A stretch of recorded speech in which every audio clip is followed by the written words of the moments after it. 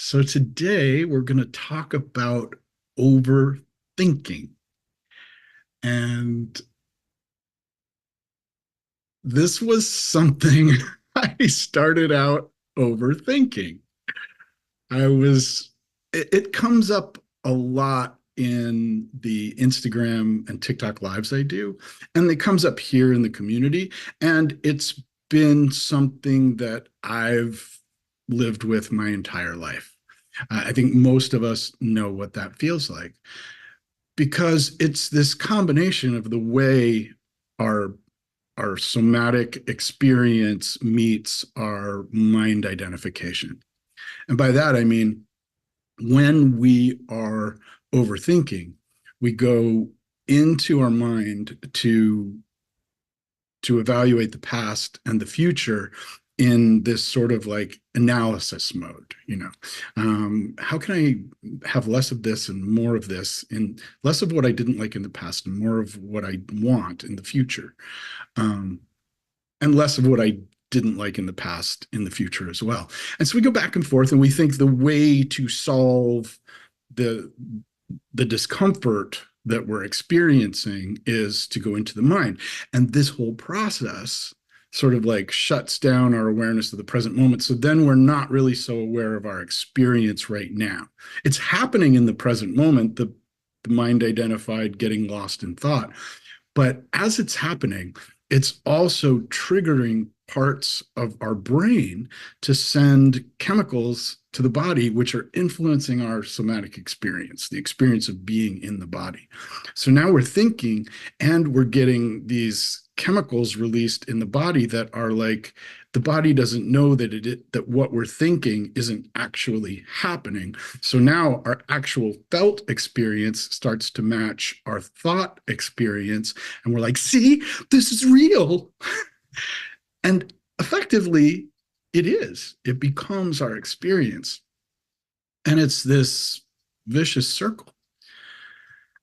So today we're going to talk about some ways to take an off ramp so that we're not stuck in that circle of this fight or flight physical response that then causes, oh, this problem isn't going away. And so we try to think harder, and it just doesn't stop until something snaps. For me, it was panic attacks.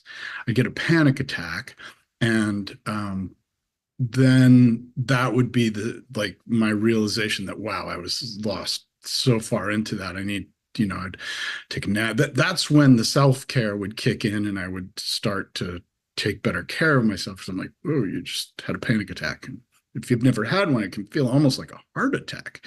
It's really, it can be very debilitating. And mine were probably like medium of what I've heard people do experience with panic attacks. But you know what? There's just no reason to even have a small one if we can avoid it or if we can approach it differently. So that's what we'll be talking about today. And even like I was saying earlier, even in just preparing for this, I noticed wanting to get into overthinking about overthinking. There's something so seductive about it. And I think that comes from wanting uh, to ease the restlessness that we feel in our present moment experience by going to thought to try to make a good thought happen that gives us like this, like, oh, something good happened to me. And it's sort of like it takes all that fight or flight energy and turns it into like oh, this is a good thing. Yeah, it gives us kind of a rush of the other chemicals, the woo chemicals instead of the oh chemicals. Um, what Watching that very closely over the past month or so that I've been working on this has been really, really enlightening. It it's gotten to the point now where it's kind of fun because my overthinking times, and I think a lot of us are like that, are either first thing in the morning when I wake up, I'll think about something from the day before and I'll go, wait, and or it'll be I'm trying to get to sleep and I'll be thinking about something from the day. It's that time when we have no distractions and consciousness is kind of going in or out. We're either going unconscious or we're going from unconsciousness to consciousness. And I've noticed that those are the times in our day where we are most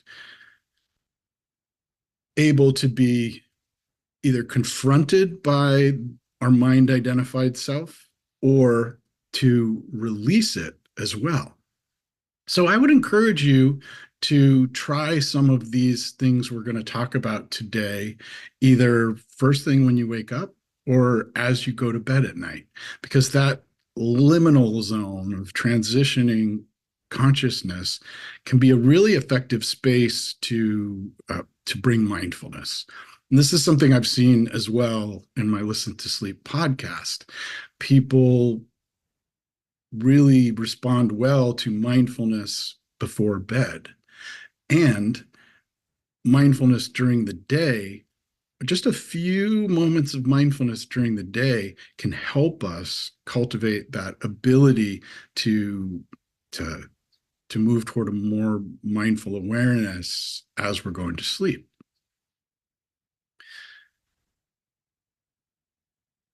There are most mindfulness practices will help with overthinking, but what I've found to be the two that help the most for me are an awareness, bringing an awareness to our thoughts when we're lost in thought. So say the thoughts start coming fast and furiously and we realize, oh, I'm so distracted, I can't stop thinking about this. And the mind really wants to say, this isn't that, because this is actually important and you need to think about this right now. So the first thing is the resistance will come, and we can greet that with a welcome. Oh, hi, I see you, I hear you. And we can be with that experience of the thoughts as if almost like it feels like a part of us is coming to the fore in parts work in internal family systems. They sort of break it down like this, like there are these different parts of us that sort of take over the seat of self and are kind of, or like are driving us basically in any given moment. And when the one that's overthinking starts to feel like it's driving or it's running the show in that moment, we can just greet it instead of resisting it, because trying to push it away or going, I want to think about something else, trying to think about something else is sort of a recipe for just keeping it going, because it's always going to come back because we're going to the mechanism of thought to fix the mechanism of thought. But when we come to mindfulness, to the present moment, and we expand it to the whole body, to a sense of gratitude, to a sense of acceptance, to that self-compassion of going, oh, this is something that happens to all of us. This isn't even about me. It starts to ease the physical sensations, the physical tension. And in that moment where we're greeting it and we're going, oh, hi, it kind of breaks our state a little bit, that state of being lost in it. And it allows us to bring a little humor, a little lightness, a little, just a breath, one breath, to start to ease the connection that we feel to that thought being so real, all the thoughts so real, so real, so real. So then we can start to, again, move down into the body. So can we move our awareness from being here in the head, overthinking, or even sometimes the awareness will be in the throat or in the front of the chest, just very tense. or we might notice that the belly is tense. We look for that tension. We can just go, oh, like Taylor says, shake it off. If you have a dog, we can all see our dogs do that. The moment a dog is stressed, and it realizes the threat isn't there, shakes it off. And that can be a really useful somatic response for us as well, to start to ease that sense of overthinking and come back to the moment. And then I like to sort of to address that thinking mind as if it is like a part of my shadow, part of my inner child. It's there to protect me. It's not there to work me all up and get me anxious. That's just the unintended consequences of what that voice is trying to do. What it's trying to do is ease discomfort.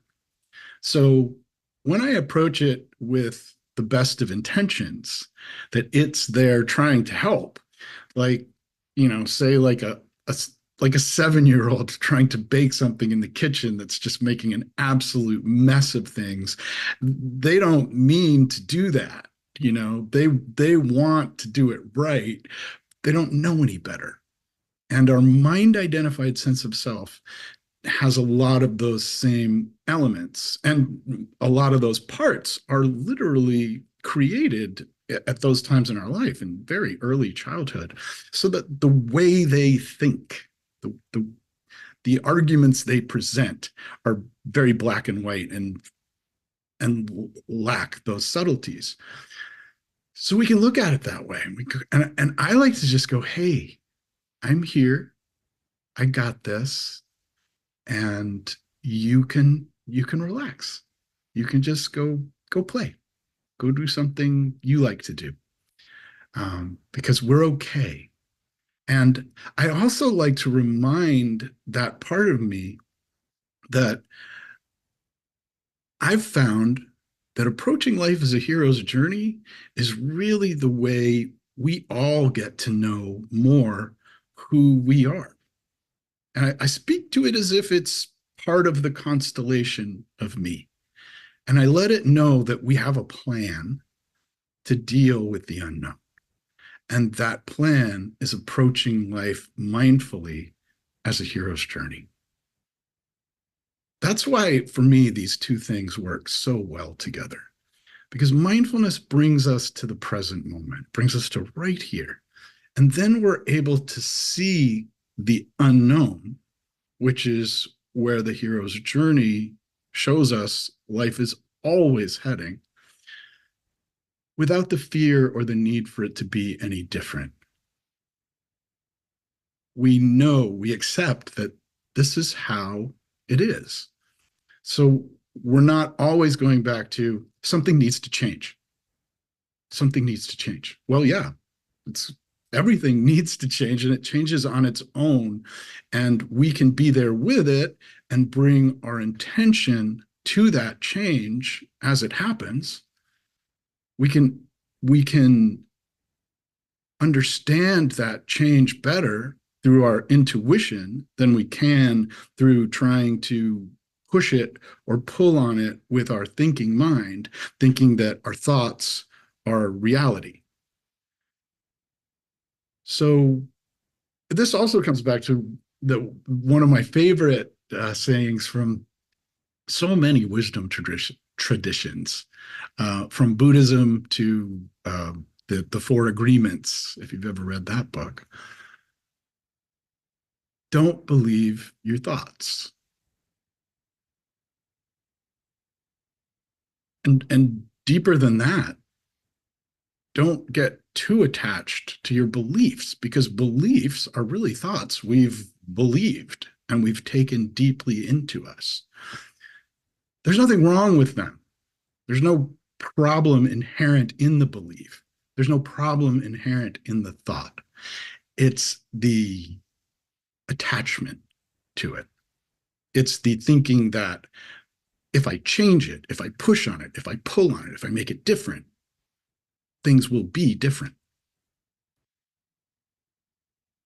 We've all had enough times in our life where we've seen, yeah, that kind of worked for a minute.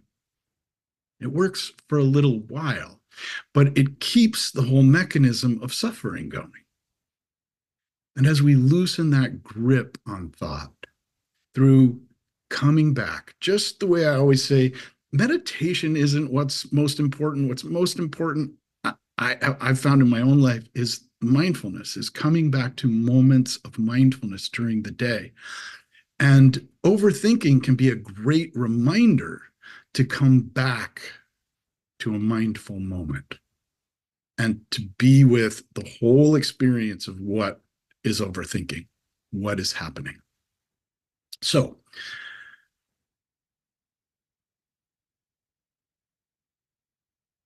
let's go into that experience for a moment.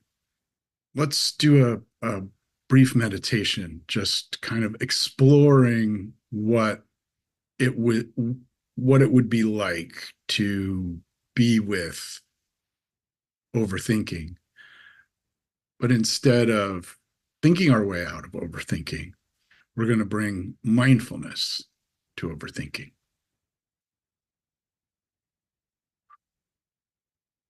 So take a few deep breaths. If you feel comfortable, go ahead and close your eyes.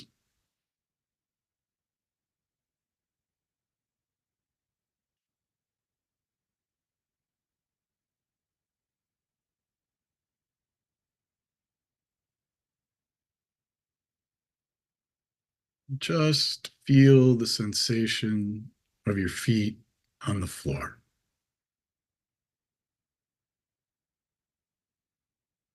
Physical sensation of gravity connecting you to the chair that's supporting you.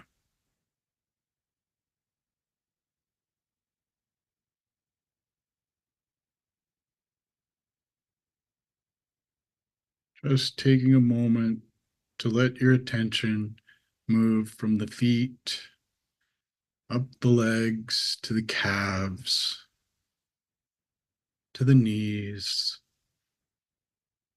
Just noticing sensation.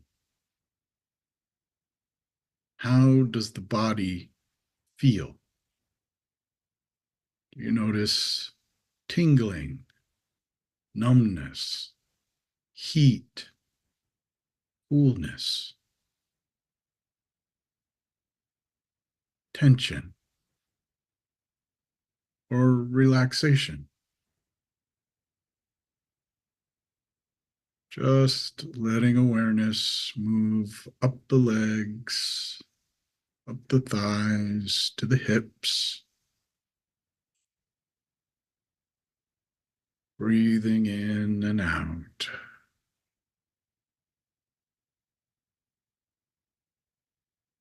Letting your attention move to the belly.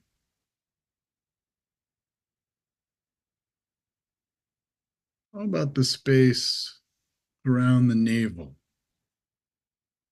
or right behind the navel? What's going on with your belly button? Bringing a gentle curiosity to just the physical sensations around the belly button.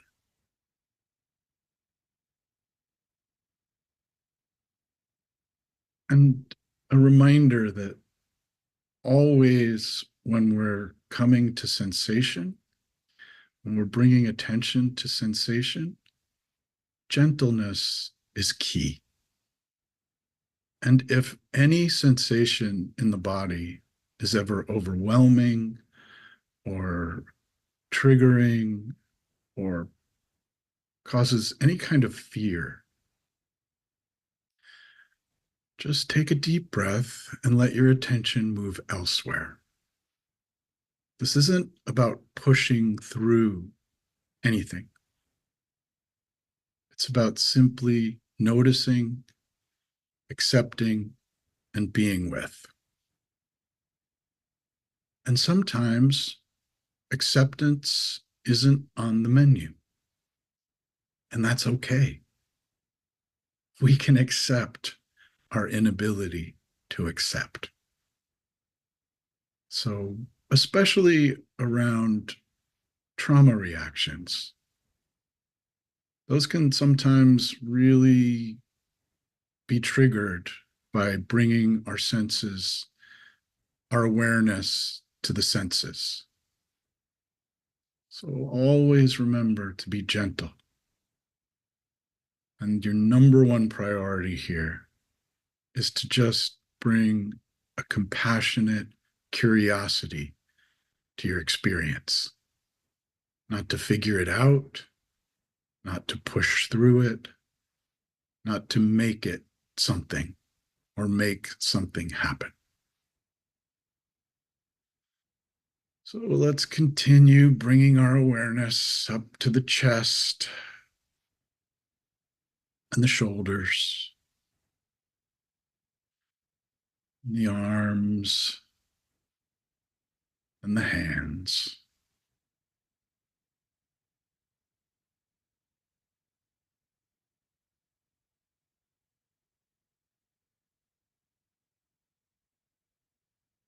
Can you feel the sensations in the hands and let go of the labels?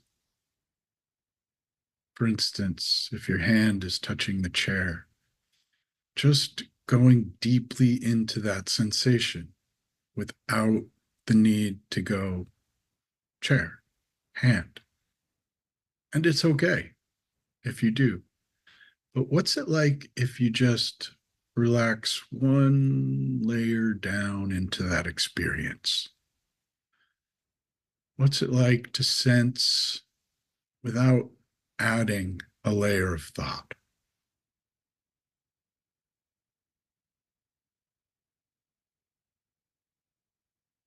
And bringing attention back up to the neck, the back of the neck, and the throat, to the jaw.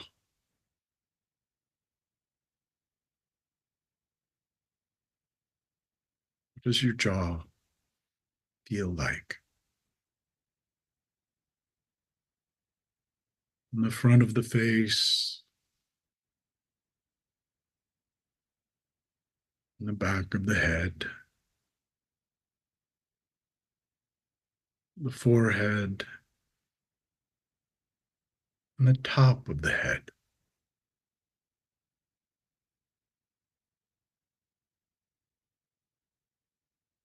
How does your scalp feel?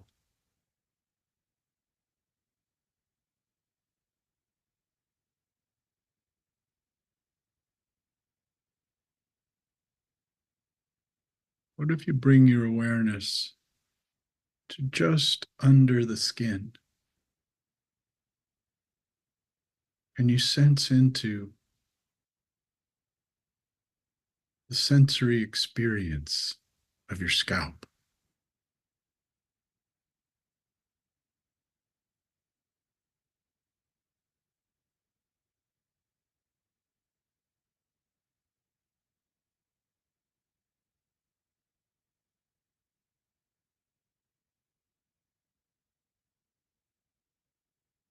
And from this embodied sense,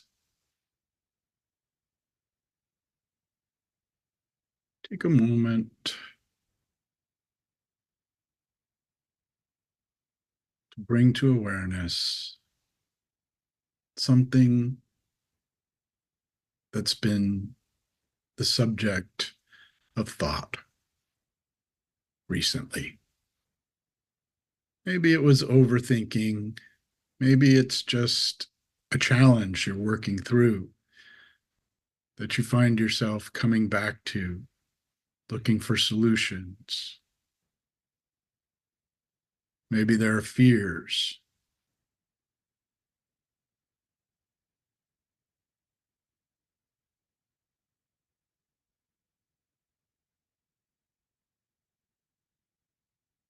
You notice that when you bring those thoughts, that challenge into awareness that there are sensations anywhere in the body.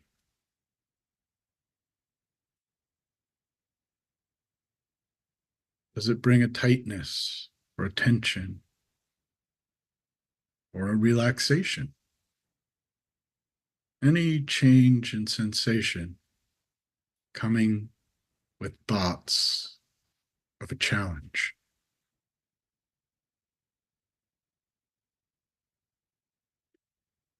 Again, just noticing. No right, no wrong. Just noticing the experience of being in the body and thinking.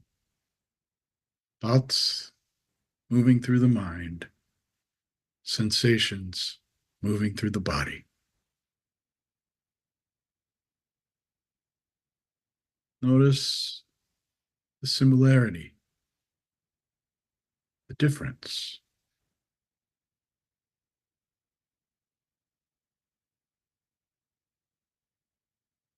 Now, visualize the mind as a clear, open, blue sky.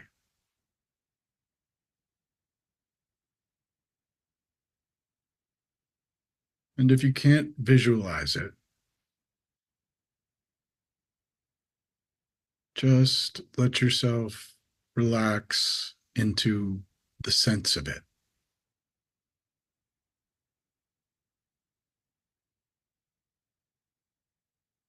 Now, if you can, visualize the thoughts about the challenge as clouds.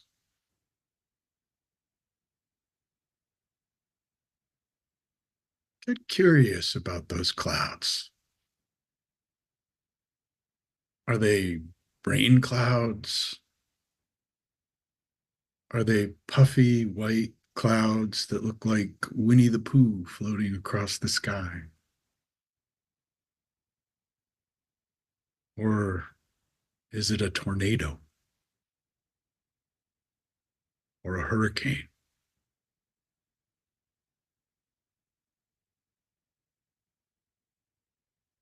Just letting it reveal itself.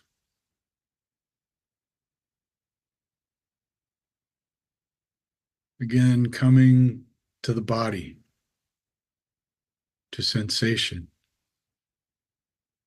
Do the thoughts bring a change in sensation? Noticing with curiosity, gentleness, and compassion.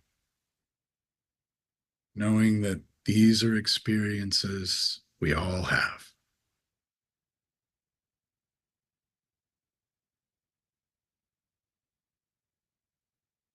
And now, can you welcome that cloud? Whatever kind of weather it is. Knowing that even if it feels like a tornado or a hurricane, you are safe.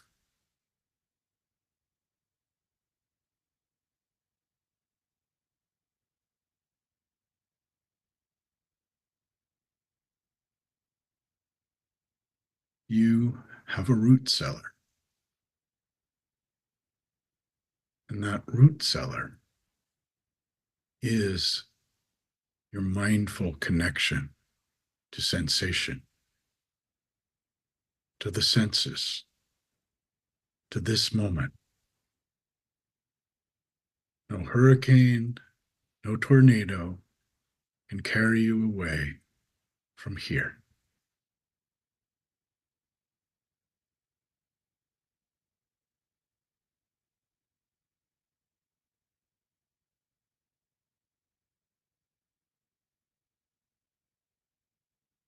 As we bring that gentle sense of safety to our awareness, how do the clouds of thought look now?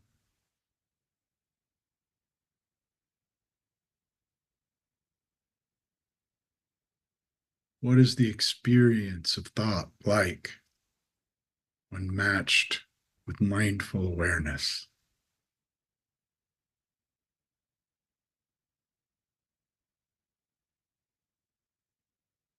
Can we welcome those thoughts, knowing that the hurricane, the tornado, is a part of nature, that it arises and it passes away.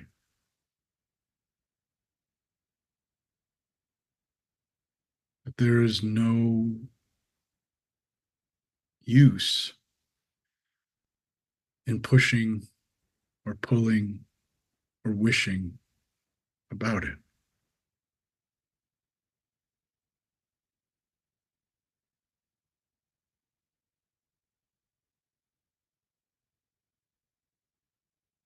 And in this moment, can we bring compassion to ourselves, knowing that we are fully embracing experience, all six senses: touch, taste, smell, hearing, sight, and thought. One experience of being alive.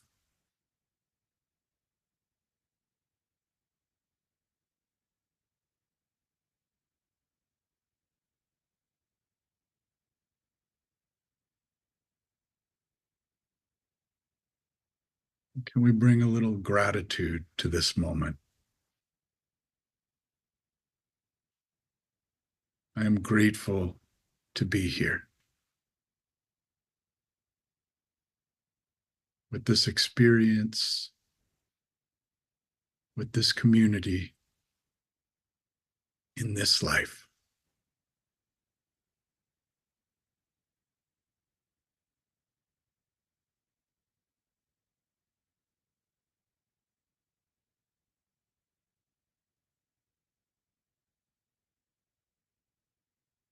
And now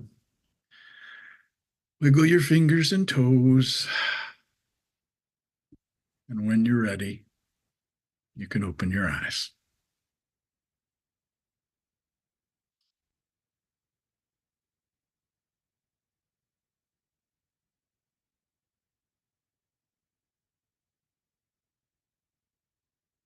So we can really see overthinking as a gift, as a way in, as a reminder to come back to a full awareness of the world, ourselves, our experience in consciousness.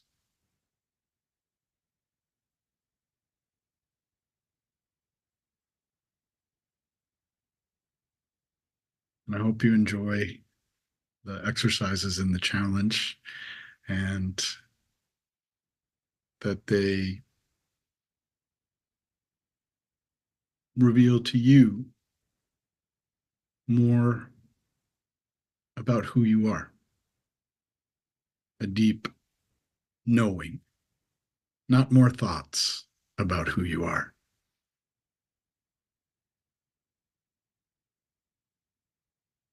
but more of a sense of who you are.